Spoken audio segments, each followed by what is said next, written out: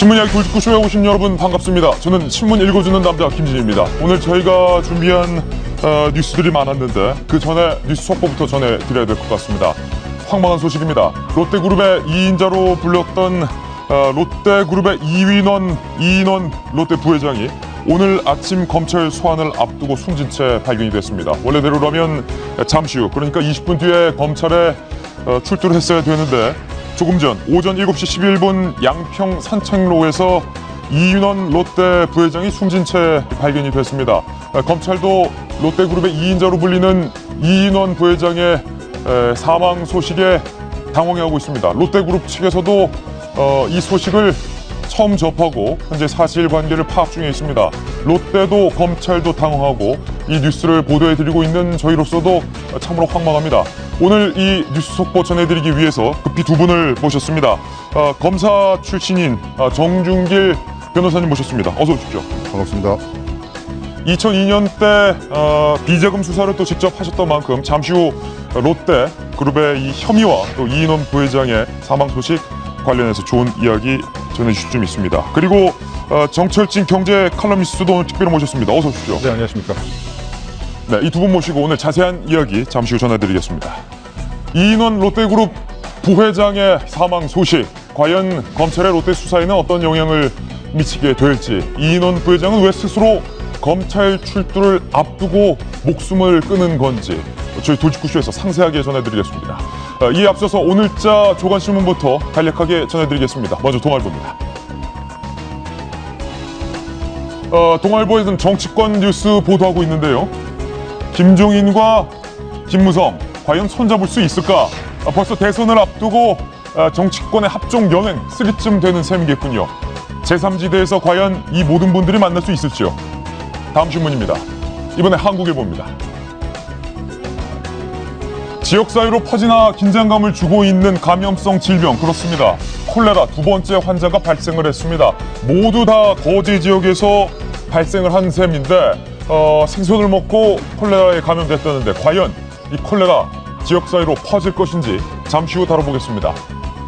다음 신문입니다. 이번엔 조선일보인데요. 얼마 전에 있었던 이건희 삼성전자 회장의 사망설, 그 찌라시 유포자가 밝혀졌습니다. 미국에 거주하고 있던 30대 한국인 남성 알바생이 썼던 것으로 밝혀졌습니다. 그런데 그냥 재미로 쓴 게 아니라 주가를 가지고 일종의 장난을 치려 했던 건 아니냐라는 의심도 받고 있습니다. 다음 신문입니다. 이번엔 경향신문 일면입니다. 경향신문 우병우 민정수석이 신임 경찰청장 이철성 신임 경찰청장에게 깍듯이 인사를 받고 있습니다. 인사검증, 과연 청문회를 앞두고 우병우 수석이 검증 이번엔 제대로 했을까요? 그런데 벌써 여론의 반응은 그렇지 않다인 것 같습니다. 다음 신문입니다. 이번에 한겨레 신문인데요. 돌리면 나옵니다. 바로 이 뉴스인데 문체부 장관 후보자인 조윤선 장관, 그런데 조윤선 장관의 부부가 1년 생활비가 무려 5억이다. 그런데 전제 조건이 있습니다. 자산을 제대로 신고했다면 이라는 가정이 붙습니다. 혹시 재산 신고가 누락이 없다면 1년간 생활비를 5억씩 3년이 넘게 써왔던 얘기가 되는데 1년 생활비 5억, 억소리 나는 얘기입니다. 잠시 후 다뤄보겠습니다. 다음 신문입니다. 이번엔 서울신문입니다. 서울신문 일면에 보도되고 있는 북한 소식인데요. 북한의 고위급 인사가 이번에는 러시아에서 탈출한 것으로 알려지고 있습니다. 블라디보스톡 영사관에 파견됐던 북한의 무역 대표급으로 알려지고 있습니다. 북한이 요즘 심상치 않습니다. 네, 다음 신문입니다. 이번엔 중앙일보인데요. 돌리면 나옵니다. 육군 3사관학교가 여성 응시자들에게 이런 자료를 요구했다는데요. 산부인과 진료 기록을 내라. 산부인과 진료 기록을 내라. 여성 응시자들 육군 3사관학교, 과연 산부인과 진료 기록 왜 필요할 건가요? 잠시 후 따져먹겠습니다. 네, 오늘 저희 돌직구쇼에서 다양한 뉴스 준비되어 있는데요. 이 모든 뉴스에 앞서서 롯데그룹의 이인원 부회장이 스스로 목숨을 끊었습니다. 잠시 후 검찰 출두가 예정이 돼 있었지만 검찰 출두를 하기 전에 스스로 양평에서 목숨을 끊은 채 발견이 된 겁니다. 왜 이인원 부회장은 검찰 출두를 앞두고 스스로 극단적인 선택을 할 수밖에 없었는지 오늘 돌직구쇼에서 심도 깊게 이야기 나눠보겠습니다.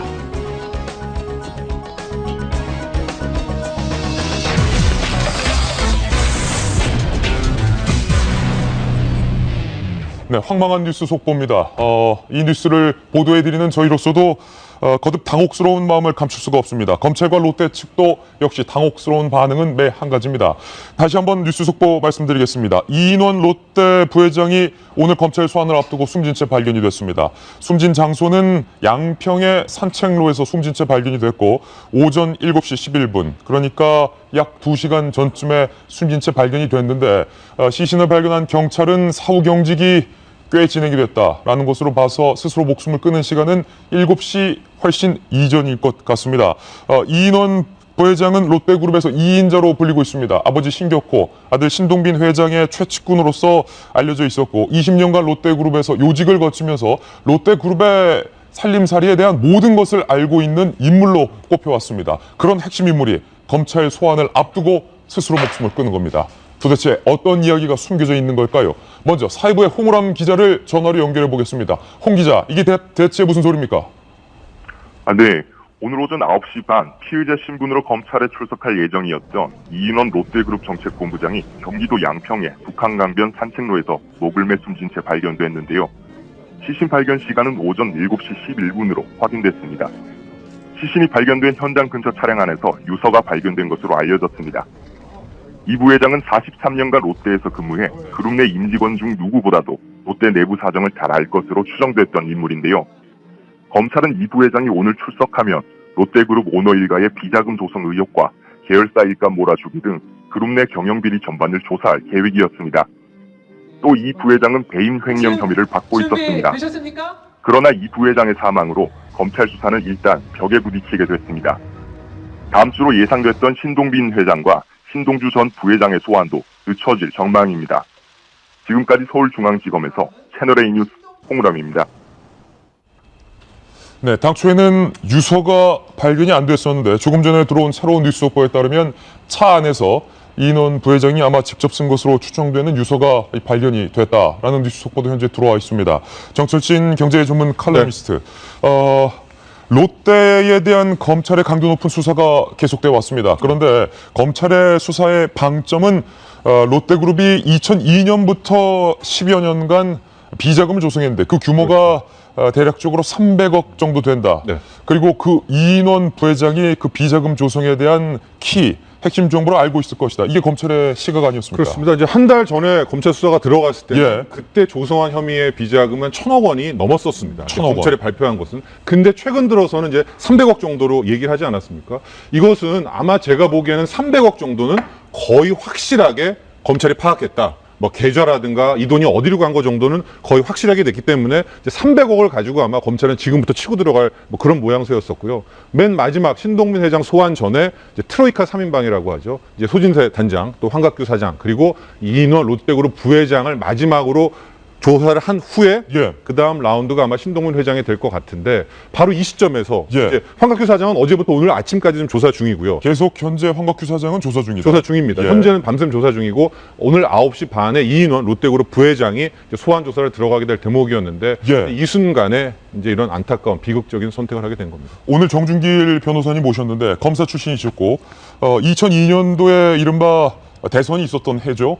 그럴 때 이 경제그룹의 비자금 관련 수사를 직접 하셨기 때문에 이번 롯데그룹의 300억 원 비자금 혐의에 대해서도 누구보다 잘 아실 것 같은데 전에 검찰에 계셨던 입장으로서 이인원 부회장이 검찰 출두를 앞두고 스스로 목숨을 끊은 결정적인 이유는 뭘까요? 제 개인적인 생각으로는 아마 참 말하기 어려운 어떤 비밀스러운 이야기가 있었던 거로 보이고요. 말하기 어려운 비밀스러운 이야기. 그런데 그 이야기를 검찰에 가면 할 수밖에 없다는 부담감. 그 부담감을 못 이겼기 때문에 자살이라는 극단적인 선택을 한 게 아닌가 싶습니다. 2002년도에 이른바 대선 비자금 의혹을 수사하셨을 당시 그때는 롯데에 대한 혐의는 없었습니까? 롯데에 있었죠. 있었습니까? 당시에 10대 기업에 관한 조사를 했고 제 기억으로는 롯데그룹이 10억 원의 불법 정치 자금을 준 혐의로 형사처벌을 받은 거로 알고 있습니다. 신문 보도에 따르면은 300억 이외에 별도로 대선 자금 관계된 260억이라는 돈에 대한 수사도 하고 있다고 하는데 300억은 300억대로 하나 있고 그것과 별개로 2002년에 대선 자금과 관련된 비자금을 260억 가량 조성했다. 네, 그 돈의 사용처나 이런 부분에 대해서 조사하고 있다라는 신문 보도가 있는데 안타깝게도 저희가 수사를 할 당시에는 그 260억의 존재 부분에 대해서는 제대로 확인을 못했던 것 같습니다. 예, 그 이후에 이제 검찰 후배들이 따지고 보면 이 롯데그룹의 260억 비자금 그리고 2002년부터 지금까지 300억의 어떤 비자금 조성에 대해 수사를 하고 있는 셈인데 정청치 칼럼니스트 260억 비자금은 또 무엇이고 300억 비자금은 또 무슨 얘기입니까? 일단 제가 보기에 지금 발표는 2002년부터 10년간이라고 하지 않았습니까? 예. 근데 이 방점이 앞부분에 찍혀 있는 거라기보다는 이제 뒷부분 아마 MB 정부 때 MB 쪽에 정부 때. 실은 10년 전 거는 계좌 파악하기도 어렵지 않습니까? 예. 그때 거의 몰려 있지 않나 이렇게 보여지고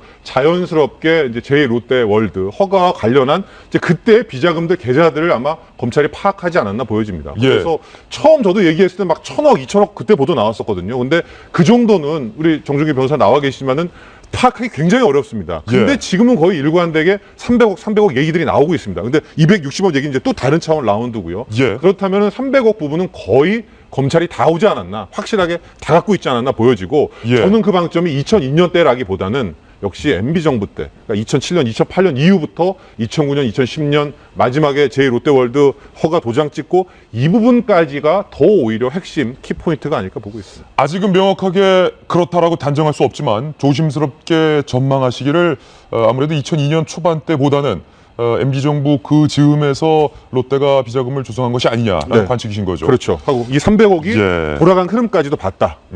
검찰로서는 상당한 근거를 갖고 수사를 하고 있었다라는 이야기인데 과연 이인원 부회장 검찰 출두를 앞두고 스스로 목숨을 끊었는데 이인원 부회장이 과연 어떤 인물인지 그리고 이 이인원 부회장의 사망 소식을 접한 롯데 쪽의 반응은 과연 어떤지 저희가 현장에 있는 기자를 연결해서 자세하게 파악해 보겠습니다. 이세샘 기자 나와 계신가요?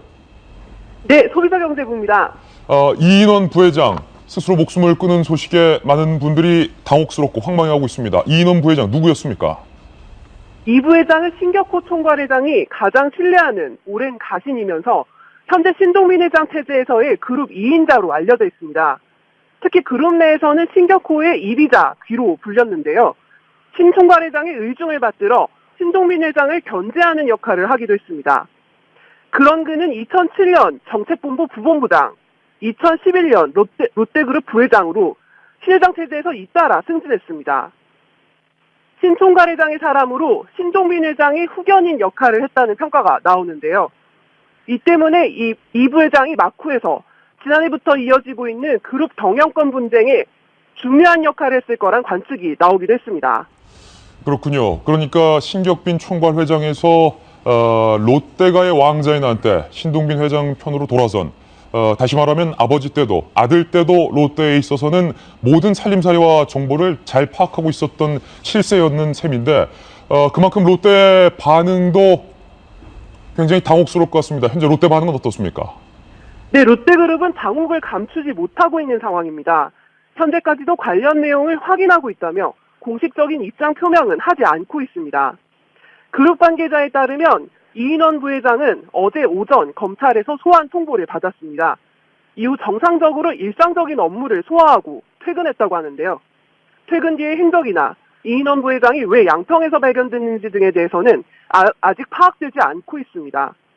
지금까지 소경부에서 전해드렸습니다.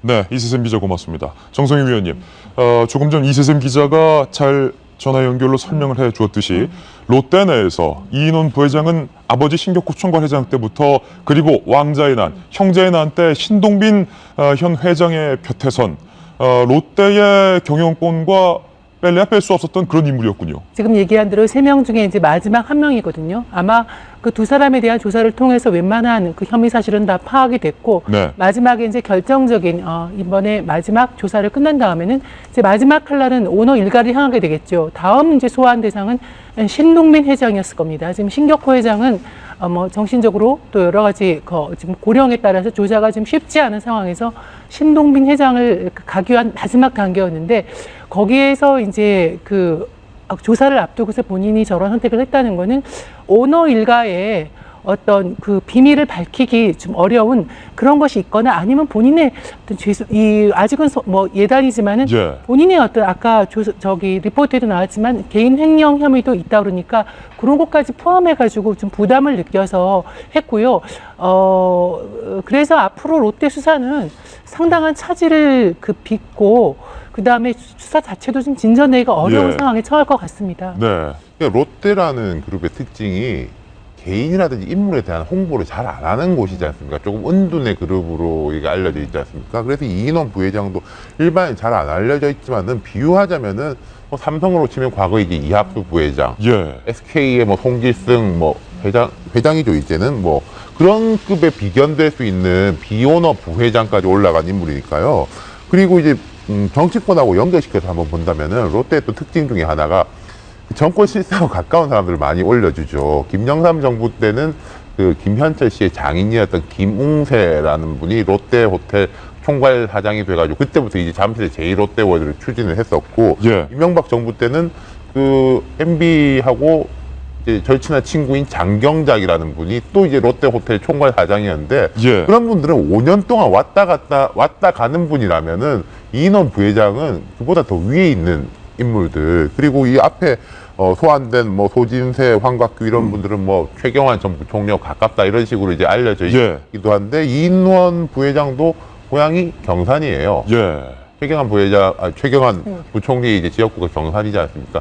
그런 부분으로 해서 이게 여러 가지 연결되어 있는 것이고, 뭐 변호사님 계시지만 아마 검찰 입장에서는 착착 올라오고 다음은 이제 신동빈 회장 차례인데 중간에 고리가 예. 탁 끊어지는 거 아니겠습니까? 검찰 입장에서는 이게 되게 당혹스럽겠죠. 안타까운 소식입니다. 그런데 한 가지 궁금한 게 보통 검찰 출두를 전후로 극단적인 선택을 하는 사례가 없진 않았고 꽤 있었는데, 검찰에 한번 갔다 오고 나서 검찰의 어떤 조사에 따른 부담감과 어떤 그런 당혹감 때문에 극단적인 선택을 하는 사례는 있었는데, 검찰 소환을 앞두고 스스로 목숨을 끊었던 사례는 없는 것 같은데, 과연 피의자 신분이었어요. 심리 상태가 어땠을까? 이게 궁금하기도 합니다. 제가 뭐 피의자였던 적이 없어서 잘 모르겠습니다만은 성완종 전 의원이 아마 그런 경우가 있었던 것 성완종 전 회장. 네네.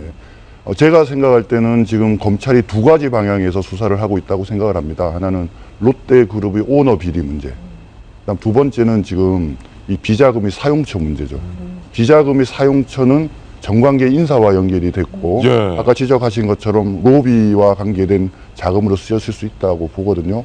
아까 우리 말씀을 하셨는데 2002년도부터 만들어졌냐, 언제 만들어졌냐가 중요한 게 아니라 비자금이 일단 회사로부터 별도의 자금이 만들어지면 이 자금은 예. 비밀리에 쓸 수 있는 돈들이지 않습니까?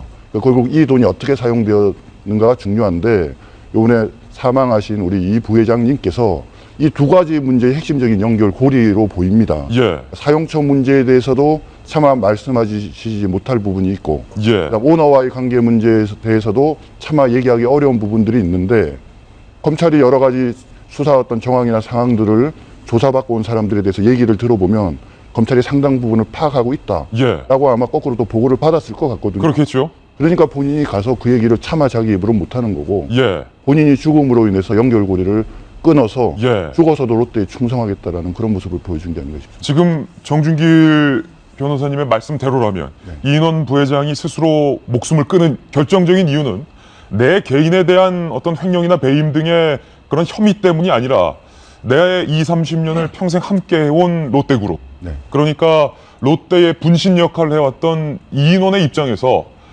아버지 신격구 총괄회장과 신동빈 아들 회장에 이은 어떤 그런 의리와 충성심을 지키기 위해서 검찰의 내입으로 모든 혐의를 말할 수 없다. 뭐 이런 차원이란 말씀이십니까? 그럴 가능성이 많죠. 좀 다른 경우면 이제 과거에 그 현대그룹의 정몽원 회장 같은 경우가 있는데, 정몽원 회장 같으신 경우는 대검에서 수사를 받으시면서 당시에 박지원 의원한테 대북 송금 50억 준 사실을 자백을 한 거죠. 그래서 다 조사를 받으시고 나서 돌아가시면서 생각해 보니까 너무 본인이 무시무시한 이야기를 했다.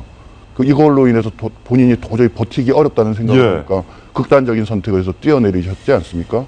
결국 방식은 자살하는 방식은 두 가지인데, 결국은 그 자살의 가장 큰 이유는, 이런 핵심적인 분들이 자살의 가장 큰 이유는 도저히 본인이 감당할 수 없는 어떤 사실에 대해서 회피하는 심리로 자살이라는 극단적인 선택을 택할 가능성이 많다. 지금 막 검찰의 반응이 나왔습니다.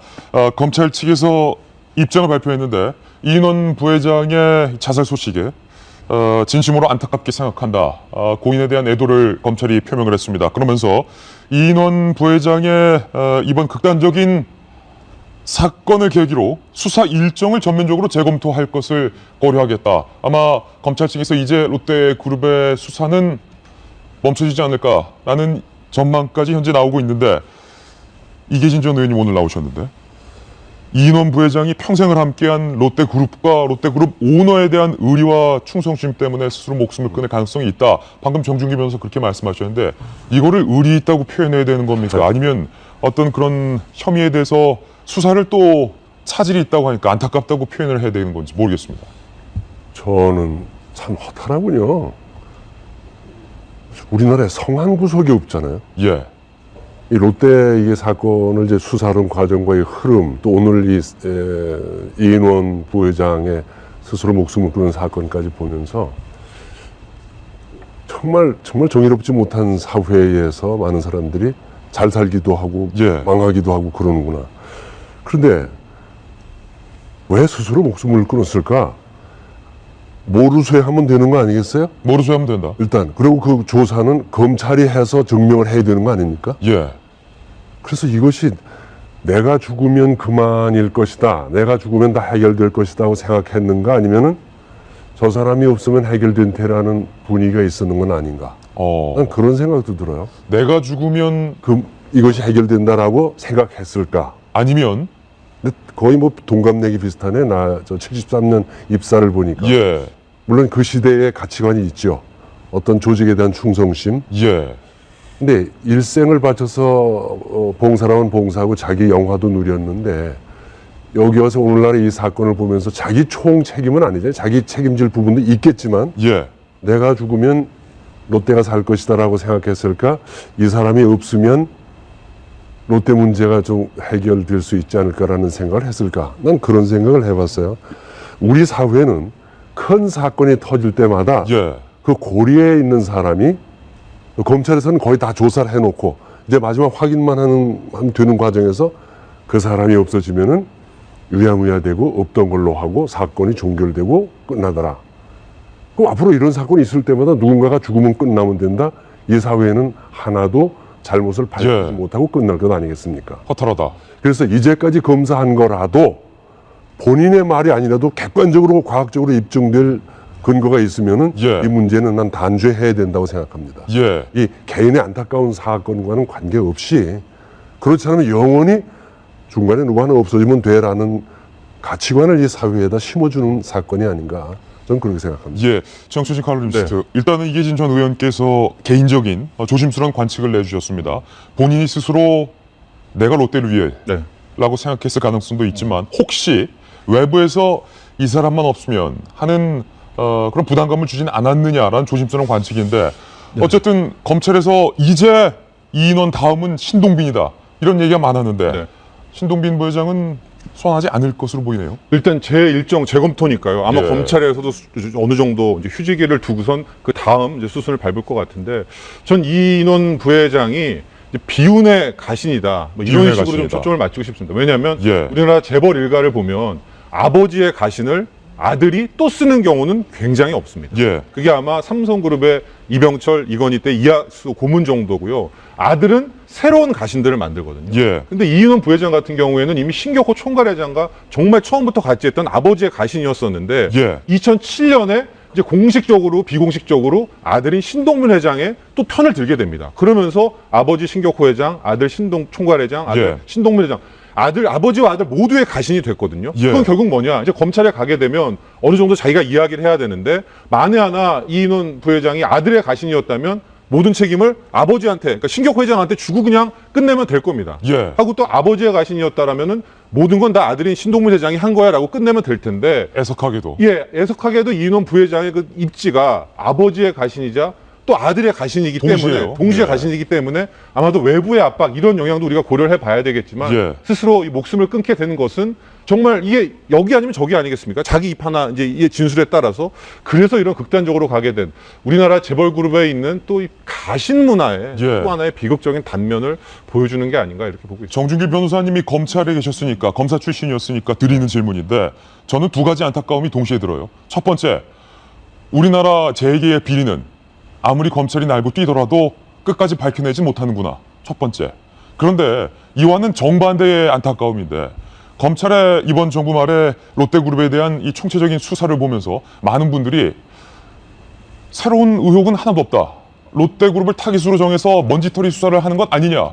검찰이 정권 말에 무언가의 소기의 목적을 가지고 이른바 소위 만만한 그룹 하나를 정한 것이 아니냐. 이런 의혹과 우려의 목소리도 많았는데 정반대의 이 두 가지 안타까움. 검사 출신으로서는 어떻게 생각하세요? 첫 번째 문제에 대해서는 뭐 국민들도 그렇지만 검찰이 상당히 안타까워할 것 같습니다. 왜냐하면은 진상을 규명해서 과학을 척결하는 것이 검찰 본연의 임무인데 그런 측면에서 롯데에서 벌써 300억 가까운 큰 비자금이 발견됐고 상당히 많은 사람 조사를 통해서 범죄 혐의가 어느 정도 지금 입증을 자신하고 있는 상황이었거든요. 그런 상황에서 결국 사망을 하게 되면 사실은 이 부회장을 통해서 벌어진 범죄, 예를 들자면은 거액의 뇌물을 어떤 정관계 인사에게 받았든지 이런 류의 것들을 밝히기가 어려운 거죠. 전달하거나 준 사람이 없어져 버리면 그런 측면에서는 검찰이 상당히 안타까워할 것 같고요. 두 번째 문제는 저는 참 적절한 지적이라고 봅니다. 사실은 검찰이 어느 순간부터 속칭 말하는 먼지털기식 수사를 하고 먼지털이식 수사. 그런 어떤 먼지털이식 수사가 마치 정의를 세우는 것 같이 오해하고 그것이 올바른 검사라는 어떤 잘못된 생각을 가진 검사들이 있습니다. 총장께서 이전에 김진태 총장께서도 앞으로 그런 수사 하지 마라 라고 말씀하셨고 현 총장도 그런 말씀들을 하시는데 막상 일들이 시작되고 나면 이제 공명심에 사로잡히는 거죠. 성과가 나오지 않으면 불안해하면서 이것저것 다 살펴보는 이런 방식의 먼지털기식 수사를 하게 되면 결국은 진짜 그 어떤 기업만 하더라도 문제가 없는 기업도 망할 수 있어요. 그래서 차제에 오늘 검찰 개혁에 관한 여러 가지 얘기들이 많이 나오는데 특히 검찰의 이런 먼지털이식 수사는 어떤 형태로든지 제약과 제한을 두는 그런 법적 조치를 둘 필요가 있다고 생각합니다. 차 안에서 이인원 부회장의 유서가 발견이 됐습니다. 그런데 그 유서에 어떤 내용이 담겨 있는지는 아직 전해지지 않고 있습니다.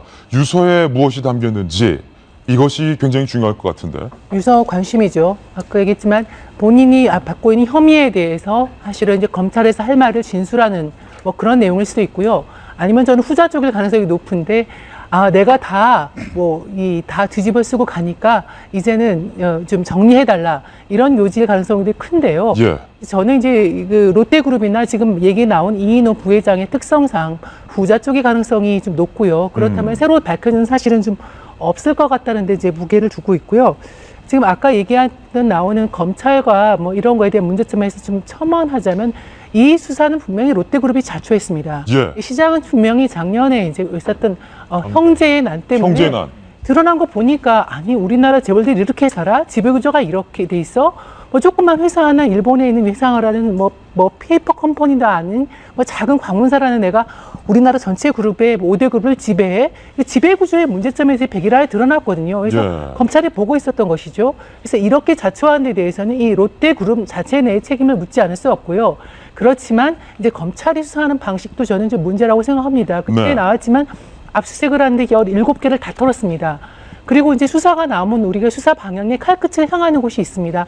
비자금이라든지 뭐가 있는데 뭐가 이렇게 하나씩 나오는데 롯데는 뭐 롯데 쇼핑도 털었다가 뭐 신영자 복지재단에 뭐 이런 것도 털었다가 개인 행료도 털었다가 부동산 모두 털었다가 롯데월드타워도 털었다가 팔세도 털었다 뭐 제1롯데월드도 털었다가 이런 것은 이게 수사 방향이 없고 나오는 대로 이제 뭔가 하나 나온다는 이런 그 느낌을 줬거든요. 근데 이번에 이제 겨우 방향을 잡아가는 게 비자금이었는데 요게 결정적인 대목에서 막힌 거죠. 그래서 저는 롯데그룹과 검찰이 다 문제가 있다 이렇게 생각이 됩니다. 여러 가지 아쉬움이 남는 대목인데 마지막 질문 한 가지 드릴게요. 윤태곤 실장님.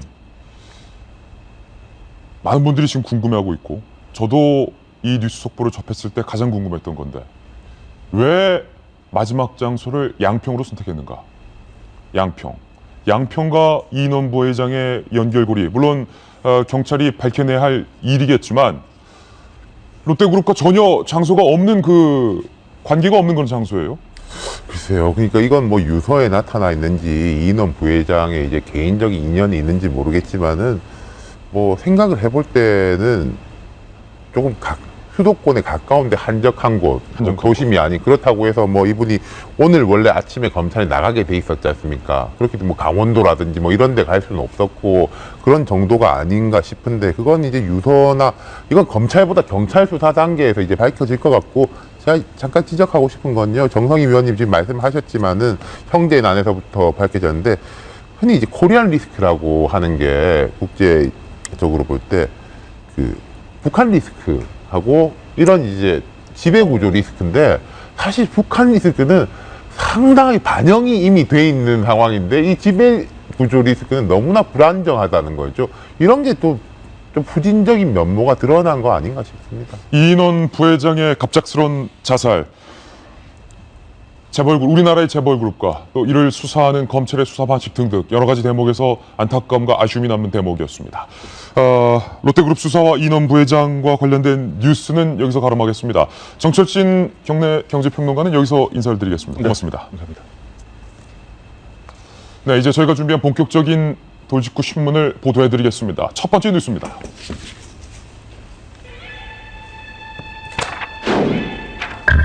이제 오늘부터 이 정부 들어 그 무섭다던 청문회가 시작됩니다.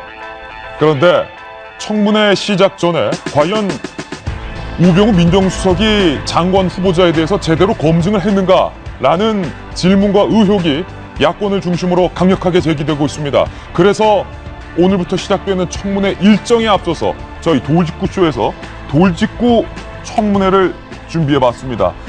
먼저 출력물로 이렇게 준비가 되어 있는데 제목을 이렇게 다뤄봤어요. 우수석이 검증한 초능력 장관 후보자들.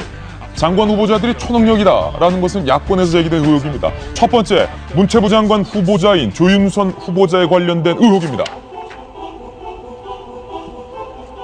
조윤선 장관 후보자의 부부가 매년 생활비 플러스 알파로 지출해 온 것이 5억 원에 상당하는 금액이다.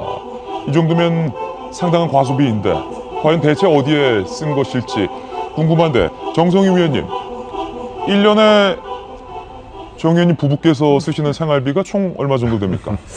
잘 모르겠는데 저 한 1억은 안 될 것 같은데요, 그쪽에. 1억 연봉 안 되는 분들이 상당수라서 매년 5억을 쓴다. 이거 무슨 얘기입니까? 조윤선 장관이 보니까 조윤선 장관의 부부의 수입이 지난 3년 8개월 말 23억이었습니다. 23억. 세금을 제하고 남은 금액입니다. 근데 재산 증액은 이제 5억에 불과했다면은 결국 18억을 썼다는 것입니까? 그럼 18억을 쓰면은 매년 5억 정도를 지출했다는 거니까 그럼 매년 5억을 쓰는 호화 생활을 했는데 그걸 도대체 어떻게 썼냐 하는 것이 의혹의 핵심인데요. 여러 가지 측면에서 볼 수 있을 것 같습니다. 조 장관 자체는 그동안에 청와대에서 근무를 했고 또 장관을 했는데 그 월급이라는 거는 뻔하고요. 주로 조 장관의 남편에 대해서 집중되지 않겠습니까? 남편이 이제 알려진 대로 김앤장의 변호사입니다. 예. 우리가 알고 있지만 늘 우리가 그 월급쟁이, 소위 월급쟁이의 그 리스트에 보면 김앤장 변호사들이 그 상위 그룹을 차지하고 있습니다. 아마 많은 연봉을 받고 있을 거예요. 그래서 예. 그 정도 월급을 받고 있는데 저 정도 쓸 수 있는 건 아니냐 하는 문제가 얘기가 나올 수 있고요. 반면에 그렇다 하더라도 5억 원의 한 부부가 5억 원을 매년 지출하는 것이 우리 국민들의 상식과 예. 어떤 정서에서 맞느냐 하는 것이 논란의 핵심입니다. 오늘 돌직구 청문회에서 날카로운 청문회 질문을 해주기 위해서 이수경 칼럼니스트 모셨습니다. 이 칼럼. 네. 1년간 5억 원을 소비했느냐라고 많은 분들은 묻고 있지만 저는 이렇게 묻고 싶어요. 혹시 조윤선 장관 후보자가 자산과 관련된 신고 내역을 축소 혹은 은폐한 것 아니냐? 그건 뭐 의혹일 수밖에 없고요. 지금 밝혀지지 않았고요. 저는 이제 사실 이 기사를 읽을 때 처음 느꼈던 게 뭐냐면 그 여가부 장관 그 청문회가 지난 2013년이었잖아요. 당시 전병헌 의원이었습니까? 그때 이제 계산을 해보니까 수입과 지출을 계산해보니까 1년에 7억 5천만 원 정도 쓰신 것 같아요. 도대체 어디다 쓰셨어요? 그랬더니 이제 조윤선 당시 후보자가 이 베푸는 것이 몸에 배서 예. 좀 과도하게 지출을 한 것 같다라고 아름다운 말씀을 하셨고요. 2013년 청문회 때도 이게 문제가 됐는데 베푸는 게 몸에 배서 아름다운 소비를 했다. 그러면서 이제 생활비로 만약에 썼다면 이게 좀 과도하다라는 이제 그게 있으니까 이제 국민들이 보기에 좀 지나친 면이 있기 때문에 여기에 대해서 좀 조심을 하겠다라는 게 3년 전 2013년 청문회 발언이었습니다. 예. 근데 이번에 또 이제 5억이잖아요. 그래서 이제 나름 노력은 하신 것 같아요. 그때 7억 5천에서 5억으로 줄어들었으니까. 2013년에 매년 7억 5천을 썼는데 지금은 5억을 썼으니까 2억 3천만 원 정도를 근검 절약. 네. 그렇죠. 네, 약간 농담처럼 말씀을 드렸던 게 참 이게 서민으로서 이렇게 비애감이 젖어서 예. 어떻게 보면 이제 그렇게 표현을 한 건데요.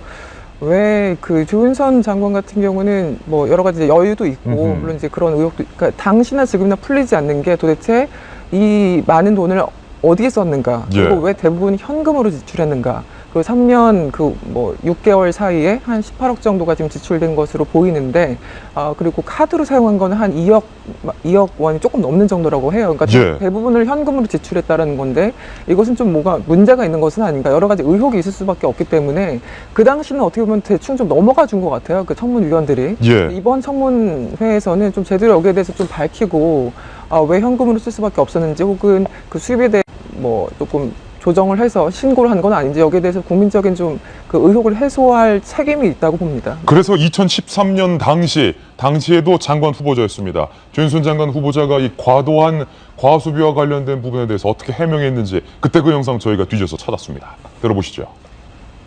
소득의 규모하고 재산 신고액하고는 엄청난 차이가 난다는 거죠. 1년에 얼마나 썼길래 무엇을 썼길래 차량을 유지하고 그 운전기사의 그 월급을 주는 것까지도 모든 것이 그 비용으로 들어가는 점이었었습니다.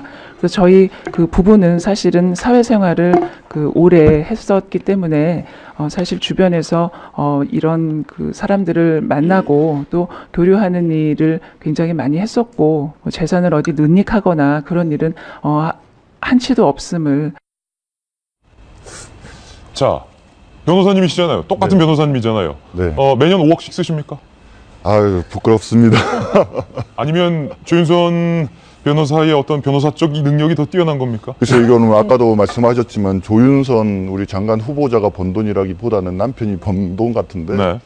그 조윤선 우리 후보자께서 남편을 잘 만난 것 같네요. 보니까. 예. 뭐 다만 좀 이렇게 돈을 많이 번 분한테 왜 이렇게 돈을 많이 벌었냐라고 문제를 제기하는 것은 사실 좀 문제가 있을 수 있고요. 결국은 이제 여러분들이 지적하시지만 돈을 어디다 썼는지의 문제인데 한번 좀 본인 소명을 들어볼 필요가 있을 것 같습니다.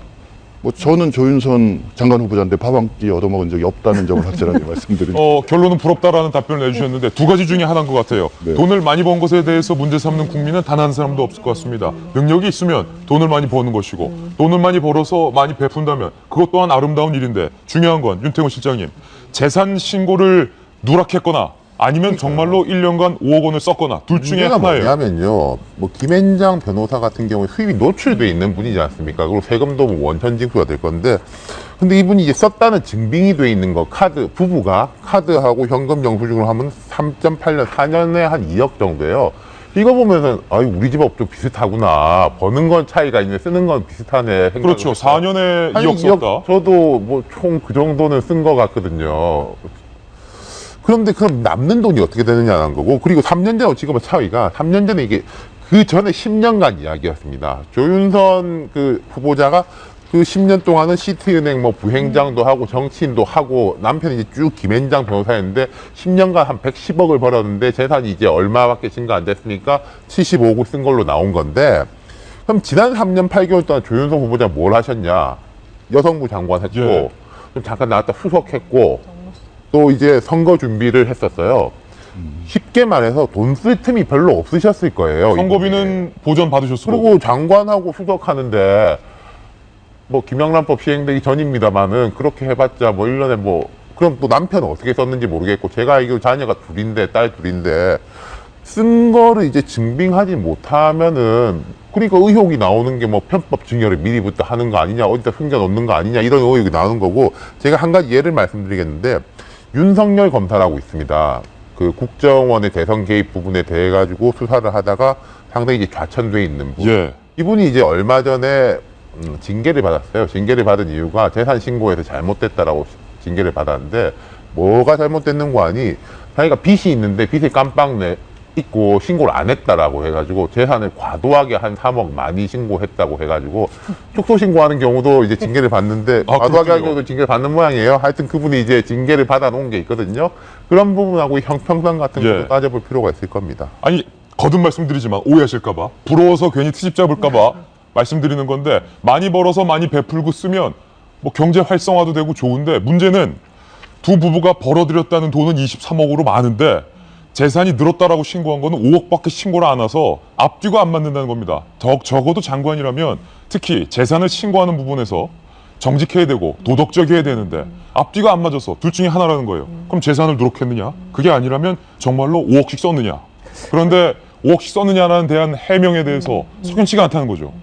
근데 아마 둘 다 김앤장 변호사도 노출이 이제 수입이 노출이 돼 있고 그 다음에 조윤선 뭐 지금 장관 후보자 같은 경우도 모든 3년간의 생활이 사람들이 많이 중인 환시를 다 하고 있기 때문에 재산을 좀 뭐 축소했을 가능성보다는 저는 아마 또 본인이 럭셔리하게 살았을 것 가능성이 더 높은 것 같아요. 본인의 이제 저도 조윤선 장관은 그 아는데 삶의 어떤 수준이 보통 사람하고 좀 다르게 굉장히 좀 여유 있게 사는 편이고 아이들도 다 이제 외국에 가 있기 때문에 뭐 혹시나 통화되면 뭐 외국입니다. 뭐 애가 있습니다. 이렇게 해서 다른 나라에 많이 가 있고 이래서 제 생각으로는 모든 여자들이 부러워하는 팔자인 것 같아요. 지금 돈 걱정 안 하고 이제 산 것 같아요. 그러다 보니까 이렇게 차이가 났는데 제가 하나 이제 지적하고 싶은 거는 지난번에 이제 여성가족부 장관 그 청문회 할 때 본인이 얘기를 들어보니까 국회의원을 4년간 했지만 장관 청문회 국회의원 앞에 쓰는 거는 굉장히 떨렸답니다. 잠을 못 잤대요. 깜빡 세우고 이제 준비를 했는데 준비를 하고 그 정도로 떨리는 자리라서 준비를 했는데 아주 좀 부드럽게 넘어갔습니다. 역시 이제 국회의원을 했으니까. 근데 이번 같은 경우에도 이제 두 번째 수월하게 청문회 넘어갈 것 같았는데 그렇지 않은 게 이 문제를 제기한 게 더민주 김병욱 의원이에요. 이제 초선 의원인데 이제 초선 의원 같은 경우는 아무리 국회의원을 해도 이제 안면을 받치지 않고 새로우니까 또 새로운 문제 제기를 하는 것 같아서 저는 이걸 보면서 이 국회가 좀 물갈이가 돼야 되겠다 그런 측면을 느꼈습니다. 야당의 우상호 의원의 반응을 저희가 한번 준비를 해봤는데 우상호 의원 이렇게 말했습니다. 우상호 원내대표도 이해가 안 되는 거예요. 아무리 돈을 뿌리고 살아도 1년에 5억은 못 쓸 것 같다.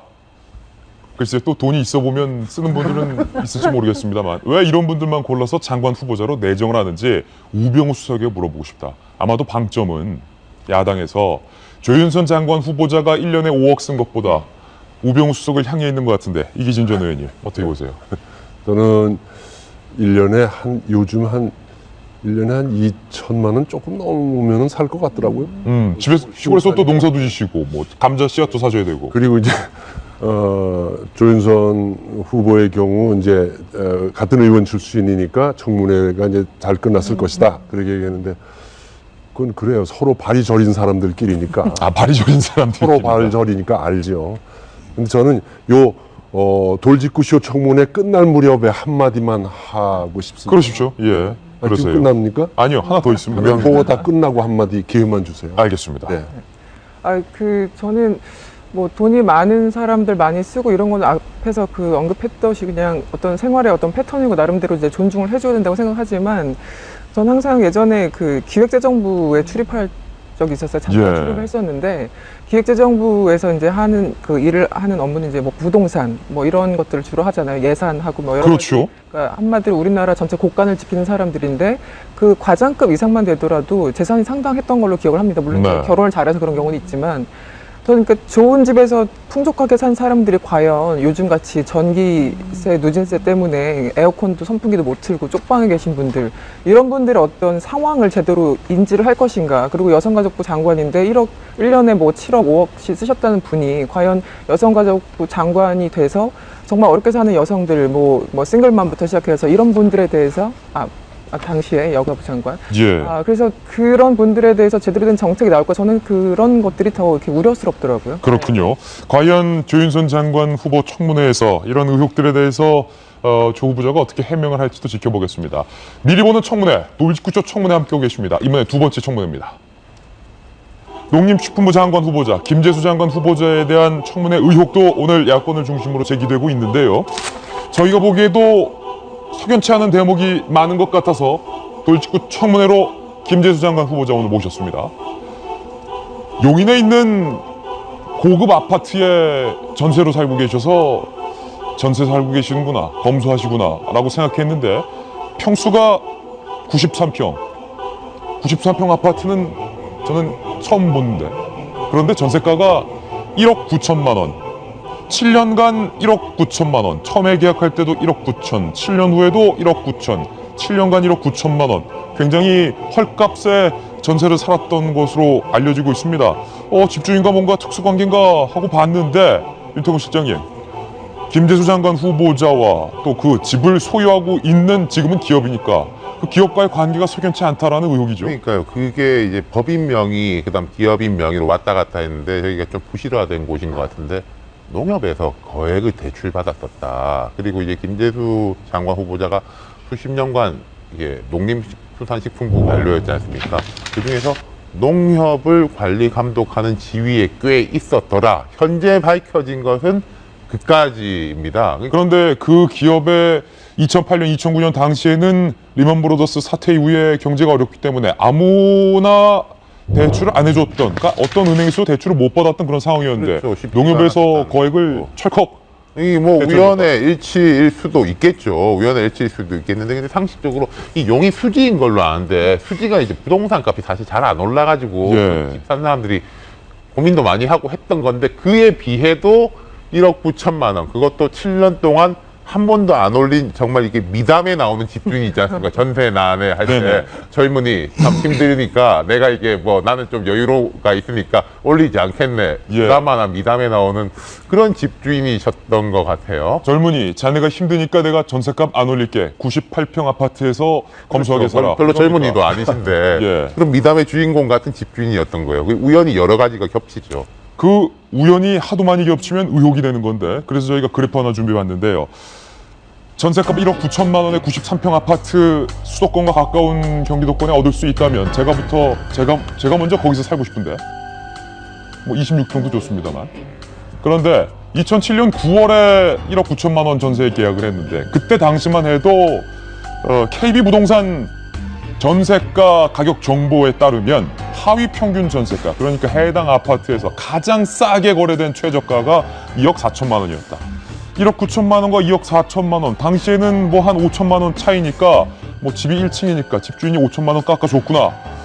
김재수 장관이 잘 깎는 능력이 있구나. 이렇게 그냥 넘어갈 수 있었습니다. 그런데 7년이 지난 2014년 내내 1억 9천만 원으로 용인의 93평 아파트에서 사셨다. 그런데 2014년 6월, 7년 후에 이 아파트 단지의 1층 기준으로 최저 전세가가 3억 1,500만 원. 그리고 지금은 5억가량 시가가 되는데, 그런데도 1억 9천만 원에서 전세가를 유지하면서 살 수 있었다는 것은 집주인과 장관 후보자가, 변호사님 잘 아시잖아요. 네. 잘 알거나 뭔가 상식 이상으로 편의를 봐줬다고 볼 수밖에 없지 않습니까? 뭐 지금 제기되는 의혹을 보면은 그런 부분이 있을 수도 있다고 봅니다. 근데 또 다른 좀 측면이 있을 것 같은데, 그러니까 첫 번째는 소유자가 돈이 그렇게 필요하지 않은 경우가 있어요. 예전에는 뭐 그 전세금 받아갖고 은행에 넣어놓으면 이자가 높았지만 요즘 뭐 이자도 얼마 안 나오고 괜히 그 돈을 추가로 더 받는 것이 본인한테 큰 의미가 없는 그런 소유자의 경우에는 굳이 그걸 올려달라 그러지 않고요.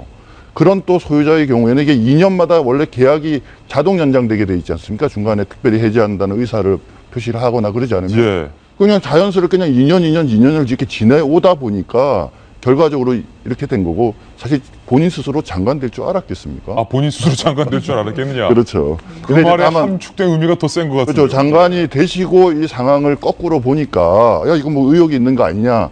라고 혹시 우리가 보는 건 아닌지 뭐 그런 점도 좀 조심스럽게 좀 말씀드리고 싶습니다. 그렇군요. 혹시 이런 측면은 없는 건지도 궁금한데, 이 부동산을 보유하고 있는 회사가 일감을 몰아줘서 굉장히 밀착되어 있는 그 업체에 농협이 2008년, 2009년 당시 아무도 대출을 해주지 않았었는데 거액의 대출을 해주었고, 그 시점에 이 아파트에서 1억 9천만 원의 전세살이가 시작이 됐다면 과연 만약에 말씀하신 그 정도 혜택을 줬으면 저런 전세값 좀 싸게 해주는 정도 했겠습니까? 수십억을 줬겠죠.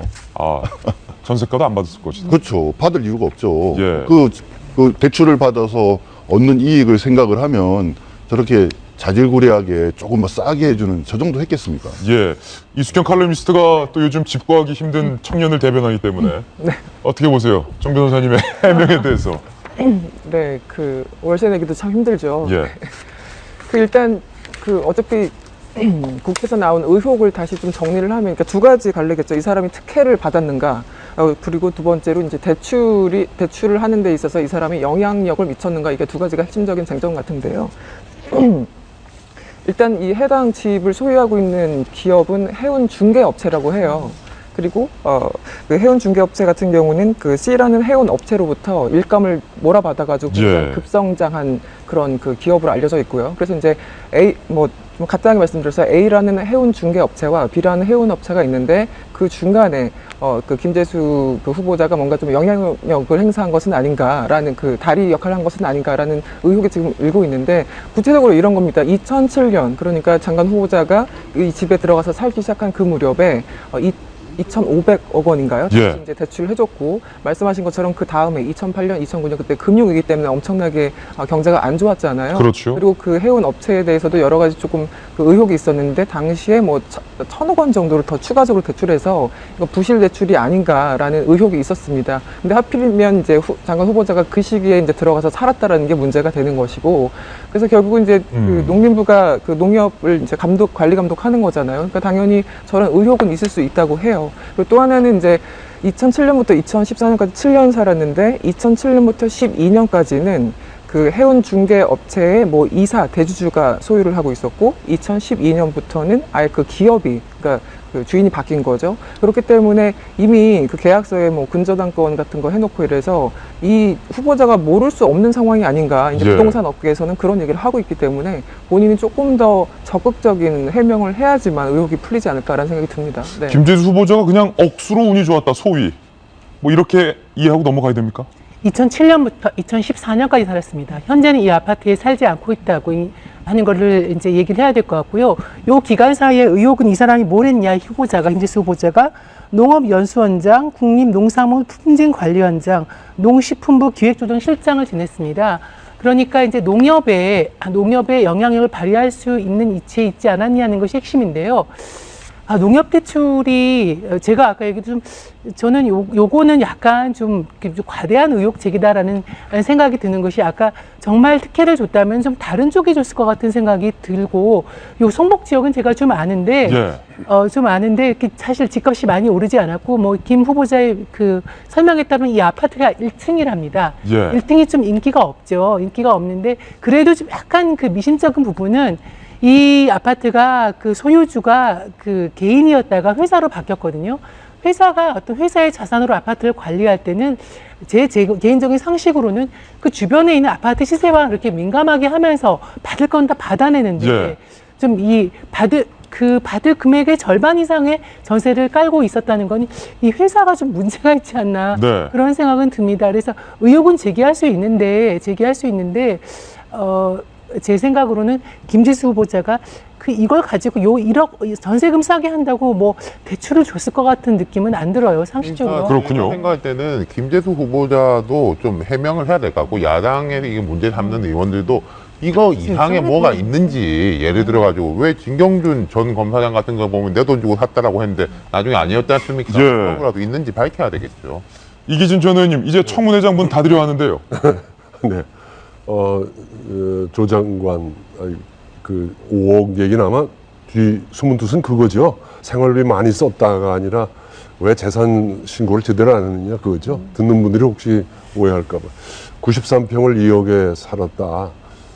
부럽죠. 근데 93평, 이건 내비게이션 찾아야 아들방 찾아가는 거 아닙니까? 내비게이션 왜 저런 게 필요한지. 근데 농협이 뒷돈을 줬다? 저는 농협의 그 사업 부분과 금융 부분을 분리하는 어마어마한 농협 개혁, 그걸 제가 했거든요. 농림위원회 위원회에 있을 때. 근데 밥 한 번밖에 안 사더라고요. 다 끝나고 진짜. 농협 뭐 안 주더라고요. 제가 이제 하고 싶은 얘기는 이렇게 얘기 나와도 청문회라는 게 결과적으로는 잠재적으로 문제점이 있는 정치인들이 현재적 의혹을 가진 사람을 갖고 질타하며 즐기는 거죠. 이제 청문회 하면은 시간 남는 방송국에서 계속 중계할 거고, 시끄럽게 청문회는 계속되고, 결국 보고서 채택이 잘 안 될 거고, 청와대는 그대로 임명할 거고. 근데 돗자리 안 가져왔지만 뻔하게 합니다. 오늘 뭐 바쁘셔서 돗자리 안 갖고 오셨어요? 못 갖고 왔는데 그렇게 될 겁니다. 청문회 즐기고 중계하고 뭐야 뭐 떠들다가 결국은 뭐 장관 임명 될 겁니다. 네, 알겠습니다. 미리 보는 돌직구 청문회 여기까지 듣겠습니다. 이번엔 저희가 준비한 다음 돌직구 신문입니다. 함께 보시죠.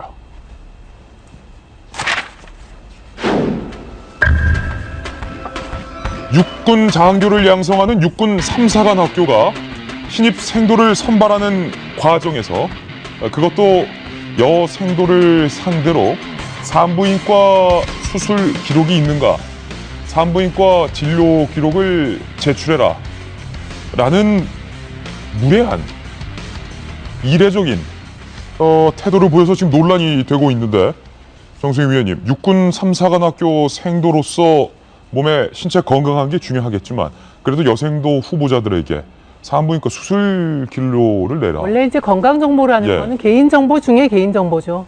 사실 뭐 가족들한테도 안 밝히는 그런 개인 정보나 병력이 많지 않습니까? 그 중에서 여성은 이제 산부인과 정보는 이제 가장 비밀스러운 영역인데 그것에 대해서 내라고 했다고 하는데요.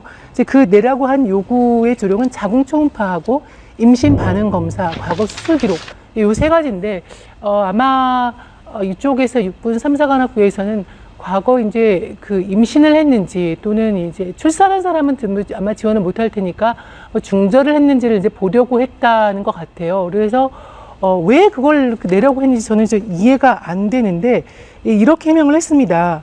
실수다.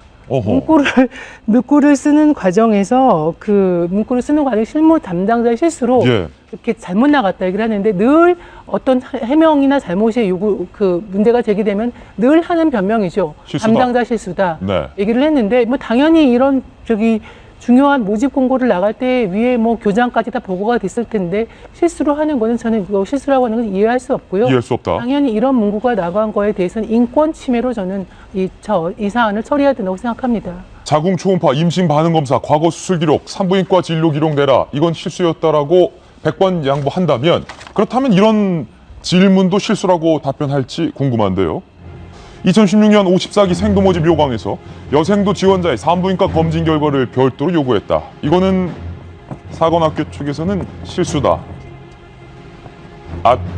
실수다. 그런데 그 밑에요. 최종 면접 시에 건강생활 설문과 관련된 설문 내용 중에 달동네나 유흥업소 및 우범 지역에 살고 있다. 체크하게 물었다는 것. 그리고 아버지 혹은 어머니는 중학교에 다녀보지 못했다. 그런 사람은 체크하게 시켰다는 것. 그리고 어머니의 월 수입이 200만 원을 넘는다 라면 체크하게 시켰다는 것. 과연 이런 것들이 정 변호사님, 육군 3사관 생도로서 매우 중요한 요건이겠죠? 뭐 말도 안 되는 소리죠.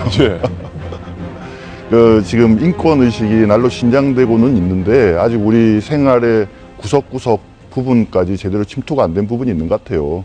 지금 뭐 꼭 언론에서 문제 삼아서가 아니라 상식적인 수준에서 저걸 아마 제대로만 봤다 그러면 저렇게 말도 안 되는 설문이 들어갈 수 없는 거 아니겠습니까? 그런 측면에서는 제대로 된 지적이었던 것 같고요.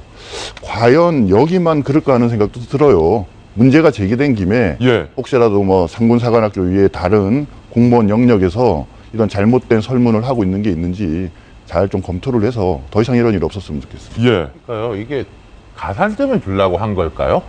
가산점 어렵게 산 이 청년들에 대해 가지고 가산점을 줘가지고 왜 뭐 사회 배려자 특별 전형 이런 거 있지 않습니까? 가산점 주려고 한 건지. 달동네 살았구나, 유흥업소 살았구나, 가산점. 이 달동네란 말이 요새 참 쓰는구나라고 싶었고 저는 그다음에 너가 아버지 뭐 하시노를 넘어서서 이제 너가 엄마 뭐 하시노까지 이제 올라갔구나. 엄마 월 수입이 200만 원 되는가? 그다음에 이제 얼마 전에 우리 한번 다뤘지 않습니까? 지금도 저 제대한 지 제가 20년 됐는데 지금도 그걸 이 자리에서 듣고 깜짝 놀랐었는데 거수해라. 5급 이상 공무원 손들어라, 임원 이상 공무원 손들어, 훈련소에서 그거 물어본다는 거 아니에요. 아버지 민정수석 손들어. 이것도 해야 될 것 같아요, 이제.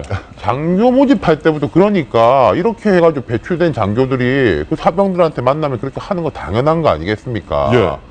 저는 이것은 뭐 실수로 해서 넘어갈 차원이 아니고 외국 같았으면은 엄청난 거액의 소송을 당했을 건데, 정 변호사님 말씀하신 것처럼 전수조사를 해야 될 것 같아요. 오히려 공공영역의 문제가 아니라 민간 영역에서 만약에 이런 조사가 있었으면 그 회사는 난리 났을 겁니다. 예. 근데 오히려 공공영역이니까 욕을 덜 먹는 것 같은데 정말로 조사를 할 필요가 있을 것 같습니다. 추측컨대 유식경 칼럼니스트, 삼사관학교 여생도를 뽑는 과정에서 자궁 초음파 임신 반응 검사 과거 수술 기록을 요구했다는 건 여생도에게 이걸 묻고 싶은 게 아니었을까요? 임신했던 경력이 있느냐, 결혼과는 상관없이 혹시 중절 수술을 했던 경력이 있느냐. 그렇다면 이 요구사항을 받아든 여생도 입장에서는 매우 기분이 상하겠군요.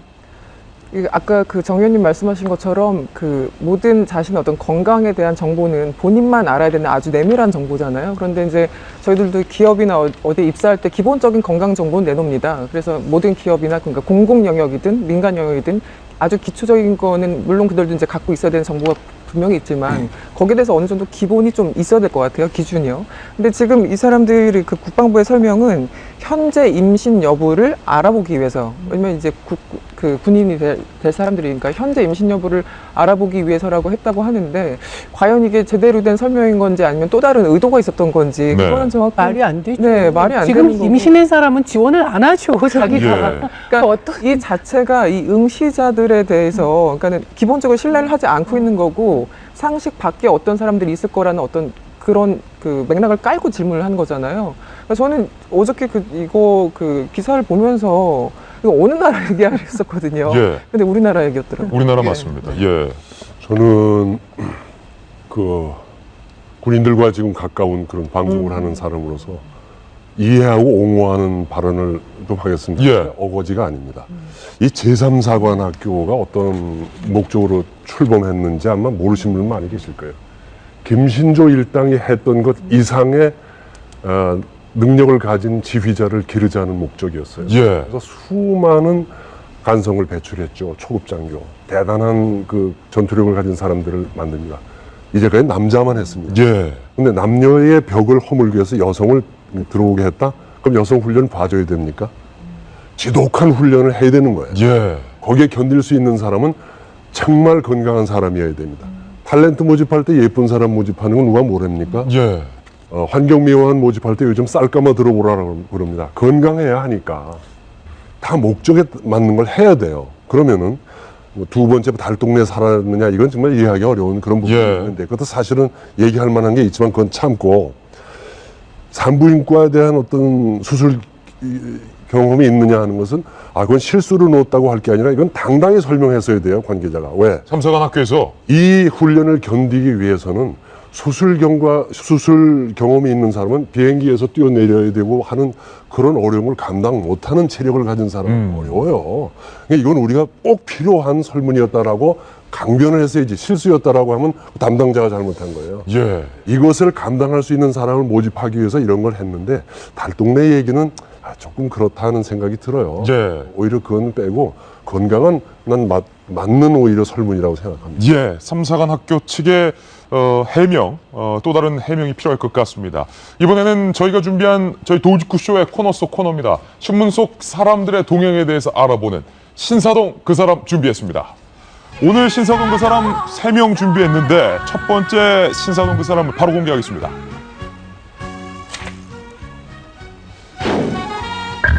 이건희 회장의 사망선을 퍼뜨렸던 지라시, 사설 정보지를 말하는 거죠. 그런데 그 지라시 최초 작성자가 미국에 거주하고 있었던 마트 알바생이었던 것으로 밝혀졌습니다. 지명수배를 현재 내린 상황이라고 하는데, 그런데 과연 이 30대 남성이 지라시를 왜 작성했는지도 중요한 궁금증이긴 하지만, 이 지라시가 어떻게 빨리 대한민국에 퍼졌는지 그 과정이 전 참으로 놀랍습니다. 출력물을 준비했는데 함께 보실까요? 이건희 회장 사망설 찌라시 사건 경과, 과연 우리나라 대한민국이 이 허위 사실에 대해서, 헛소문에 대해서 얼마나 빠르고 무방비하게 당할 수 있는가를 되새겨보게 하는 대목인 것 같아요. 첫 번째, 6월 29일 작성됐다는 겁니다. 19시 55분에 미국에 사는 최모 씨가 일간베스트 게시판에 속보, 이건희 전 삼성 회장 29일 오전 사망이라는 글을 올렸다는 겁니다. 그런데 무려 10분 만에 미국에서 올렸던 이 글, 7시 55분, 10분 만에 한국 인터넷 커뮤니티로 빠르게 확산됐습니다. 왜 그런 거 했더니 10분 만에 이 일베 사이트 운영자가 이 글을 차단을 했다는 겁니다. 그렇다면 이 글이 유포될 수 있었던 시간은 차단 직전까지 10분 남짓밖에 될 수 없습니다. 그런데 그 10분 동안 어떤 일이 있었냐면 카카오톡으로 그 다음날 30일에 확산이 되기 시작합니다. 삼성 이건희 회장 사망, 오후 3시 발표 예정 이라는 카톡 메시지가 증권과까지 일반 시민에게 급속히 퍼졌습니다. 이때가 낮 12시였습니다.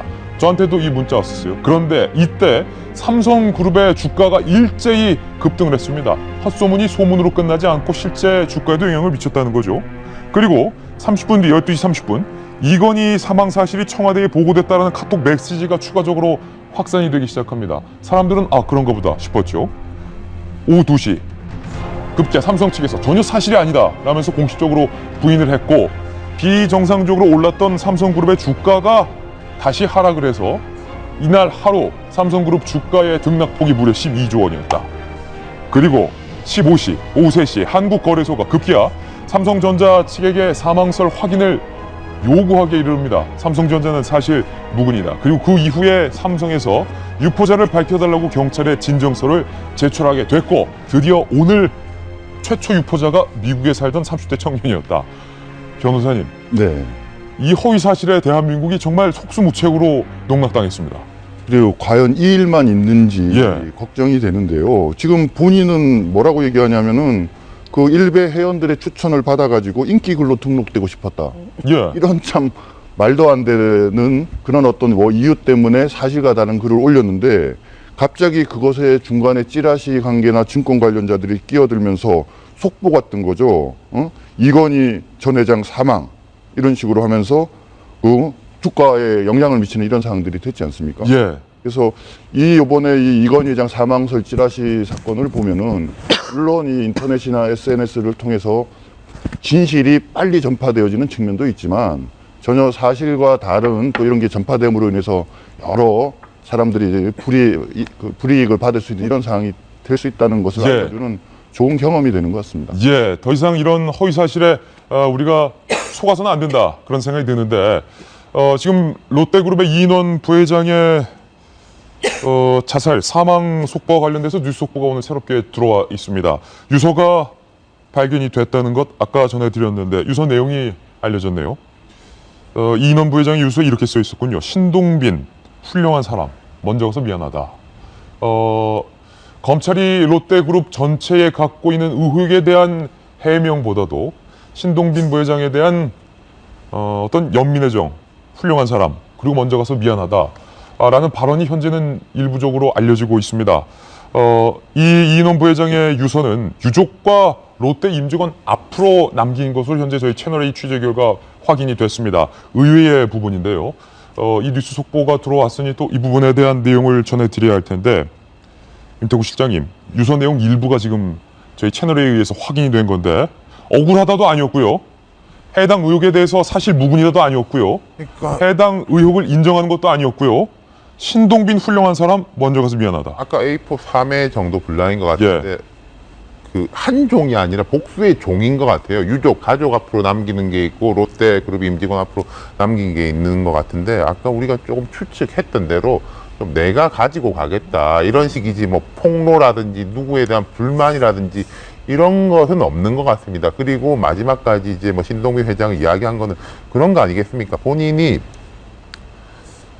자기 이제 숨을 끊기 전에 인생에 대해서 쭉 돌이켜 봤을 때 어떤 뭐 내가 잘못 살았다라는 것보다 그래도 나의 가치를 지키고 싶어 하면서 이제 생을 마감하신 것 같은데 그럴 경우에는 이제 나의 이제 정당성이 롯데그룹이 잘 되게 하는 거, 뭐 신동빈 회장의 체제가 안착되게 하는 것이 갈 때까지의 나의 정당성이다. 그걸 이제 밖에서 보면 우리가 보는 건 다릅니다만은 본인은 그렇게 자기의 정체성을 가지고 이제 뭐 저 세상으로 강제하는가 싶네요. 결국은 앞서 정준길 변호사께서 예측하셨듯이 롯데그룹 오너가에 대한 어떤 마지막까지의 충성심, 유서에도 고스란히 드러나 있는 것 같은데 정관계의 인사들까지 다 안고 간 거죠. 안고 함께. 네, 그 비자금을 뭔가 불법적으로 사용을 해서 돈을 받은 사람들이 있을 텐데 예. 그 사람에 대한 수사까지도 전부 다 못하게 이제 만들어요. 예. 마지막 질문 짧게 하나 더 드릴게요. 이것과 관련돼서. 이번 롯데 수사 검찰이 대대적으로 벌였지만 아는 사람들은 다 아는 얘기인데 청와대의 민정수석실과 검찰이 함께 기획을 했고 검찰의 수사 내용 일거수일투족을 우병우 수석이 보고받고 지시한 것으로 저는 알고 있는데 맞습니까? 저 아는 바가 없습니다. 아는 바 없으십니까? 예, 우수석 이제 국민들을 위해서 대통령님을 위해서도 좀 물러나 주셨으면 하는 바람을 가지고 있습니다. 예, 저희들에게 허락된 시간이 여기까지라서 광고 이후에 돌아오겠습니다. 잠깐만요. 네, 다시 돌아왔습니다. 윤태곤 실장님, 똑같은 질문 윤 실장님께 드릴게요. 이번 롯데 수사는 사실상 민정수석실, 청와대에서 민정수석실이 검찰과 함께 기획을 했고 보고받았고 지시했던 사안인데 혹시 우병우 수석에 대해 이번 사건의 여파가 어떻게 영향을 끼칠지. 글쎄, 우수석한테 이제 본질적인 문제로 가진 않을 거라고 봅니다만은 이제 아까 우리 인사청문회 때 나온 여러 의혹들, 이거 우병우는 이거는 뭐 했냐, 제대로 못하고 뭐 이런 식의 이제 압박이 가해질 수 있지 않습니까? 그럼 이제 이런 사건에 대해 가지고도 뭐 이인원 부회장이라든지 아니면 지금 뭐 들어갔다 온 사람들이 아직까지 그런 이야기는 안 하는 것 같아요. 뭐 심한 대우를 받았다 이런 이야기는 안 하는 것 같은데 아까 말한 이제 먼지털이식으로 해가지고 예. 원래 사안이 아닌 다른 건으로 했을 때 근데 우수석하고 청와대가 억울함을 이야기하는 거 그거 아닙니까?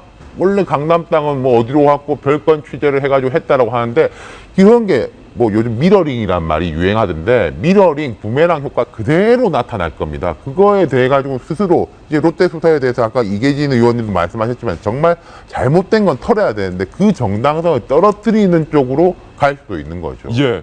롯데 수사를 보면서 느낀 점은 앞서도 말씀드렸듯이 대한민국 굴지의 기업이 도덕적이지 못하다라는 원칙적인 점 한 가지와 대한민국 검찰의 수사가 과연 정당했고 정의로웠는가 하는 두 가지 안타까움입니다. 그런데 이 검찰에 대한 아쉬움, 이 아쉬움으로부터 민정수석은 자유로울 수 있을지 묻고 싶습니다. 오늘 저희가 준비한 소식 다 전해드렸습니다. 주말 잘 보내시고요. 저희는 다음 주 월요일 아침 9시에 더욱더 시원한 돌직구 들고 인사드리겠습니다. 오늘 하루는 분명 어제보다 더 나을 겁니다. 좋은 하루 되십시오. 고맙습니다.